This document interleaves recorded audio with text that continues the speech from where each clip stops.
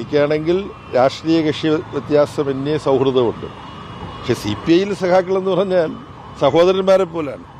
അതിനിടയ്ക്ക് സംസാരിക്കുന്നതിനിടയ്ക്ക് പ്രത്യേക സാഹചര്യത്തിൽ ചിലത് വീണ് വായിൽ നിന്ന് അതിനാ അർത്ഥമേ ഉള്ളൂ എന്ന് മനസ്സിലാക്കാൻ അവർക്കും എനിക്കും കഴിയും. ഒരു കാര്യം, ഈ PM ശ്രീ വിവാദം അത് സംസ്ഥാന നേതൃത്വം, CPMന്റെ സംസ്ഥാന നേതൃത്വം ലാഘവത്തോടെയാണ് കണ്ടത് എന്നൊരു നിരീക്ഷണം അല്ലെങ്കിൽ അത്തരമൊരു വിലയിരുത്തൽ കേന്ദ്ര നേതൃത്വം നടത്തിയിട്ടുണ്ട്.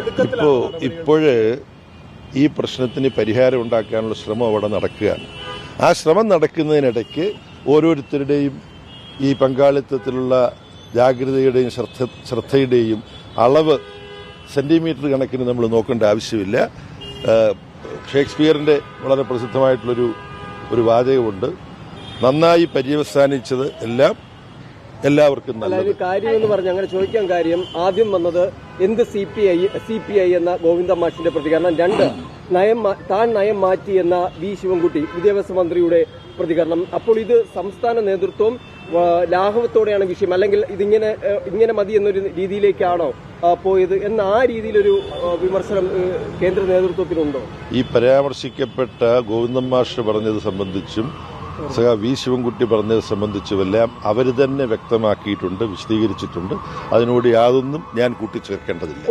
വളരെ വളരെ നല്ലത്. PBയുടെ മുമ്പിൽ PB ഇനി കൂടാൻ പോവല്ലേ ഉള്ളൂ.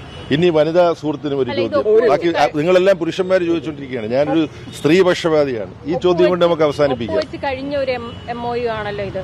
അപ്പൊ ഇത് പിൻവലിക്കുന്ന കാര്യത്തിൽ കേന്ദ്ര സർക്കാർ അനുകൂല തീരുമാനമല്ല എടുത്തെങ്കിൽ ഇത് വീണ്ടും തിരിച്ചടിയാവില്ല.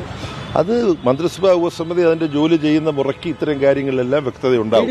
ഇപ്പൊ അതിനെക്കുറിച്ച് ഇന്നലെ പറഞ്ഞത് ഈ ഉപസമിതി അടക്കമുള്ള കാര്യങ്ങൾ തുടക്കത്തിൽ സ്വീകരിക്കേണ്ടതാണ്. പക്ഷേ LDF-ൽ ഒരു കൂടിയാലോചന നടത്തിയില്ല, മന്ത്രിസഭയിൽ ചർച്ച ചെയ്തില്ല. അതിനുശേഷം ഇപ്പോൾ എല്ലാം കഴിഞ്ഞതിന് ശേഷം ഒരു ഉപസമിതി കൊണ്ടുവരുന്നത് കൊണ്ട് എന്താണ് ഈ സർക്കാർ ലക്ഷ്യം വയ്ക്കുന്നത്, അല്ലെങ്കിൽ എന്താണ് ഉദ്ദേശിക്കുന്നതെന്നാണ് VD സതീശൻ ഇന്നലെ ഉന്നയിച്ച വിമർശനം. അതിനൊന്നും ഒരു പ്രസക്തിയുമില്ല.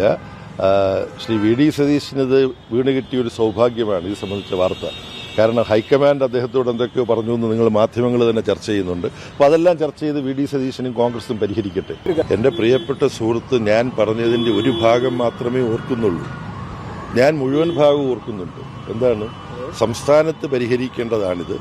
സംസ്ഥാനത്ത് പരിഹരിക്കാൻ അഖിലേന്ത്യാ നേതൃത്വത്തിന്റെ വല്ല സഹായവും ആവശ്യമുണ്ടെങ്കിൽ അത് ഞങ്ങൾ നൽകുമെന്ന് പറഞ്ഞു. എന്തിനാണ് എൻ്റെ സുഹൃത്തെ ഒരു ഭാഗം ഞാൻ മറന്നുപോകും, വയസ്സനായതുകൊണ്ട് മറന്നുപോകുമെന്ന് വിചാരിച്ചിട്ടാണോ? ഈ കാര്യമൊക്കെ എനിക്ക് നല്ല ഓർമ്മയുണ്ട്. അപ്പോൾ അതാണിപ്പോൾ സംഭവിച്ചത്.